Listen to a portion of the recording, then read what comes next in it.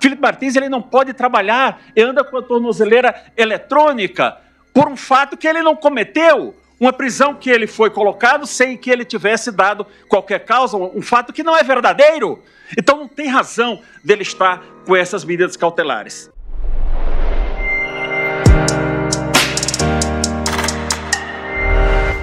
Meus caros, a verdade incomoda quem vive de mentira.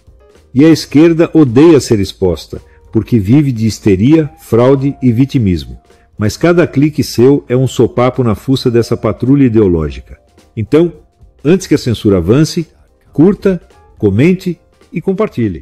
Senhor presidente, eu começo trazendo para essa corte duas premissas. A primeira é que Felipe Martins, ele não ia ao Palácio da Alvorada. Felipe Martins trabalhava no Palácio da Alvorada.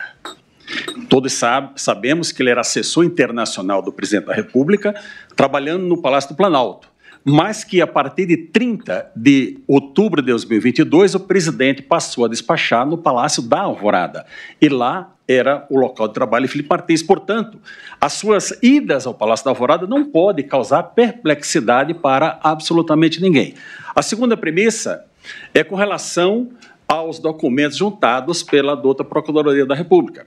Um referente ao que foi encontrado na casa do ministro Onyx Torres, que o senhor advogado já bem esclareceu aqui, que era um documento público de muito antes das eleições, ministra Carmen, e que lá tem 3 digitais, do próprio Onyx Torres, do policial federal e do seu advogado. Então, Felipe Martins não tem qualquer relação com aquele documento. O segundo é o documento encontrado com o tenente-coronel Mauro Cid, encaminhado dele para outro telefone dele mesmo, onde ele coloca 3 datas, telefone, 3 datas importantes, utilizada pela Procuradoria da República. O colega falou de 5 datas, mas aqui na denúncia o que tem de relevante são 3 datas, dia 6, dia 18 de novembro, dia 6 de dezembro e dia 7 de dezembro. E nessa reunião do 7 de dezembro é a reunião que aparece o nosso herói da vez, que é o senhor general Freire Gomes. Eu estou aqui com o depoimento integral do general Freire Gomes, que ele diz o seguinte, que estavam presentes o depoente, o então ministro da Defesa, general Paulo Sérgio, o então comandante da Marinha, Garnier, e, possivelmente, o então assessor para assuntos internacionais, Felipe Martins, que na reunião o assessor leu os considerandos, que seriam os fundamentos jurídicos da referida minuta de decreto. Prossegue o delegado. Neste momento, foi apresentado ao declarante, ao general, o documento indicado no material apreendido em poder do investigado Mauro Cid, que decretava no final o estado de sítio e ato contínuo a operação da lei e da ordem, e transcreve integralmente aquele documento tido, senhor ministro Fux, como a minuta de golpe. Pois bem, após transcrever todo o depoimento, o delegado volta. Indagado e apresentado neste momento ao depoente, que foi apresentado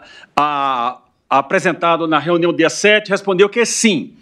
Na referida reunião, possivelmente, Felipe Martins leu o referido documento, o referido conteúdo aos presentes e depois se retirou do local, ficando apenas os militares, o então ministro da Defesa e o então presidente da República, Jair Messias Bolsonaro. Eu volto ao documento mencionado. Senhora ministra Carmen Lúcia, senhor ministro relator. Ele foi encaminhado em 2 terminais, o 4085 final e o 3302, no dia 28 de 11 de 2022, às 23 horas e 39 minutos. Ali era o documento encontrado no telefone de Mauro Cid. Não existe nestes autos uma única mensagem de Felipe Martins para qualquer pessoa. Vossa Excelência poderá, a acusação poderá argumentar, não, a Polícia Federal não foi capaz de quebrar o sigilo do telefone do Felipe. Ok, mas Mauro Cid entregou, senhor ministro relator, os seus 2 celulares, todos os seus documentos, e ali não tem uma única mensagem de Mauro Cid para Felipe Martins, ou de Felipe Martins para Mauro Cid. Não tem WhatsApp, não tem e-mail, não tem absolutamente nada. Mauro Cid foi ouvido 9 vezes, que está nos autos, foi citado pelo ministro Fux, mas foram 11. Mas também neste Supremo Tribunal Federal foi ouvido 3 vezes. 2 vezes pelos juízes instrutores e uma pelo próprio eminente relator. Mas ninguém teve a curiosidade de perguntar para o Mauro Cid, como você tem essa informação, esses considerandos ditos pelo general Freire Gomes em seu telefone? De onde você retirou esses considerandos? Prossegue o delegado, agora já num depoimento de 28 de agosto de 2023, o delegado diz o seguinte: Coronel Mauro Cid, só para a gente retomar um pouco, possível golpe de Estado, algum elemento material? Ele responde não. Em relação a Felipe Martins, para corroborar, o senhor tem prova do que apresenta para corroborar as informações? Tem algum elemento? Não. Especialmente em relação ao Felipe Martins, esse jurista? Não. O delegado, ok, tá. É essa que é a situação. Veja, Vossa Excelências, que Felipe Martins estava incluído num núcleo chamado jurídico, que tinha lá o padre José Eduardo e o advogado Amaury Saad. E eles não foram denunciados, detalhe. Felipe Martins não é advogado. Felipe Martins é formado em relações internacionais e era do núcleo jurídico, mas os outros não foram denunciados e ele foi denunciado. Prosseguindo, não há justa causa para o recebimento dessa denúncia.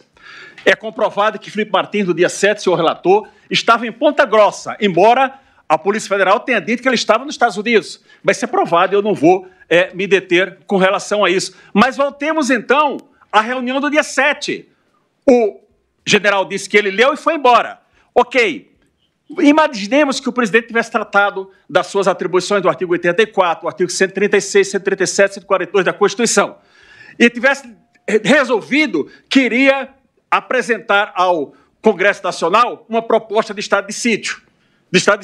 Obrigatoriamente, ele teria que ouvir o Conselho da República e o Conselho de Defesa Nacional, sendo que desses órgãos está elencado no artigo 89, artigo 91 da Constituição, as pessoas que integram esses 2 órgãos. E, obrigatoriamente, eu cito 3. O vice-presidente da República, general Mourão, o presidente da Câmara, deputado Arthur Lira, e o presidente do Senado, o senador Rodrigo Pacheco. Ele convocou em algum momento essas pessoas para essa reunião, para dizer, olha, desta reunião vamos encaminhar ao Congresso Nacional? Não aconteceu isso. E eu trago um fato histórico para os senhores, eu tenho um documento, mas não vou apresentar.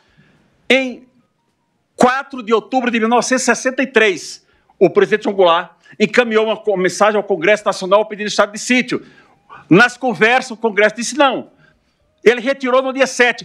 O presidente João Goulart foi acusado algum momento de tentativa de golpe? Não foi. Senhores ministros, esse processo não há justa causa para receber a denúncia de Felipe Martins. Felipe Martins é um garoto brilhante, que aos 31 anos de idade exercia o cargo de assessor internacional do presidente da República, o mesmo cargo que hoje é exercido pelo senhor ministro Celso Amorim, que de 82 anos já foi ministro de 2 pastas, exerce hoje o mesmo cargo que Felipe Martins exerceu, dada a sua capacidade, dado o seu grande conhecimento. Eu quero, para finalizando, senhor presidente, deixar minhas homenagens aqui a todos os acusados, especialmente ao presidente Bolsonaro, a quem eu oro por sua saúde, ao general Braga Neto e ao doutor Anderson Torres. Em caso de recebimento da denúncia, eu rogo a Vossa Excelência que essas cautelares sejam afastadas. Não há necessidade. Felipe Martins ele não pode trabalhar e anda com a tornozeleira eletrônica por um fato que ele não cometeu, uma prisão que ele foi colocado sem que ele tivesse dado qualquer causa, um fato que não é verdadeiro. Então não tem razão dele estar com essas medidas cautelares. Digo mais a Vossa Excelências que as guerras não importam como elas começam, senhor Procurador-Geral da República. Mas existe um momento que a guerra tem que parar. Melhor que seja num processo de paz, porque se não houver um processo de paz, teremos vencidos e vencedores e ninguém é vencido nem vencedor. Eu peço o afastamento das cautelares, caso seja recebida essa denúncia. E para finalizar, senhor presidente, estou dentro do tempo ainda, mas se passar um tiquinho, eu peço a tolerância a Vossa Excelência, não é? Mas para finalizar, nós tivemos nesse fim de semana, ministra Carmen, a celebração da Páscoa. O apóstolo Paulo, quando escreveu a Timóteo, ele disse, olha, Timóteo, na minha primeira defesa, ninguém me deu ouvidos.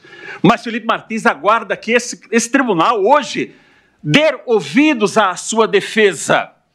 e que aquele processo de crucificação que Jesus sofreu, Felipe Martins está sofrendo desde 8 de fevereiro de 2024, mas ele tem que acabar hoje. Vossa Excelência tem o poder para fazer isso.